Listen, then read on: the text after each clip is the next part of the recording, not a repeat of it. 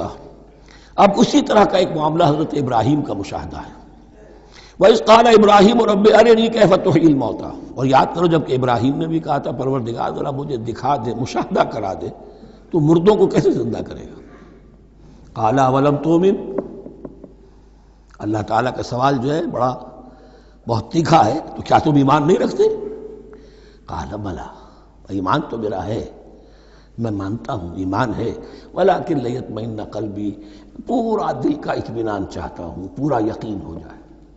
اور یہ انبیاء کا معاملہ ہے، سب کا ہے۔ انبیاء کو چونکہ ایمان اور یقین کا ایک ایسی فرنس بنانا ہوتا ہے کہ جن سے ایمان و یقین دوسروں میں سرایت کرے، تو ان کے ایمان و یقین کے لیے انہیں مشاہدات ایسے کرا دیے جاتے ہیں کہ پھر ان کے لیے وہ ایمان صرف ایمان بالغیب نہیں رہتا بلکہ وہ ایمان بالشہود بھی ہو جاتا ہے۔ کذالک نری ابراہیم ملکوت السماوات والارض، اسی طرح ہم نے دکھائے ابراہیم کو آسمان اور زمین کے ملکوت، جو بھی ہماری حکومت ہے، جو وہ مخفی حکومت ہے، جو کاسمک ایک اسٹیٹ ہے، اس کی گورنمنٹ ہے اور اس کے تمام اہلکار ہیں، فرشتے ہیں، ہم نے مشاہدہ کرایا ابراہیم کو۔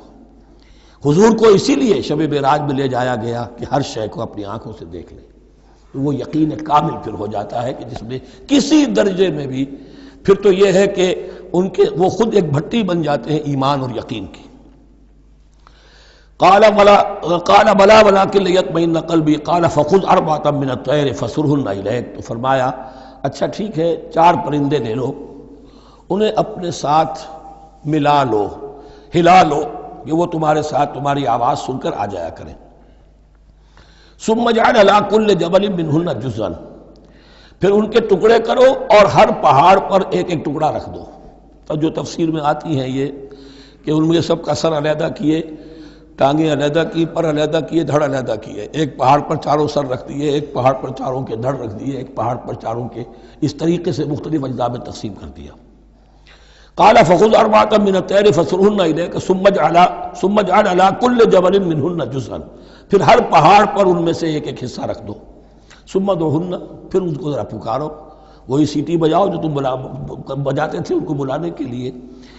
یاتین ثم ادعوہن یاتینک سعیا، وہ دوڑتے ہوئے آ جائیں گے۔ وَاعْلَمْ أَنَّ اللَّهَ عَزِيزٌ حَكِيمٌ، اور جان لو اس بات کو یقین کے ساتھ کہ اللہ تعالیٰ زبردست ہے، کمال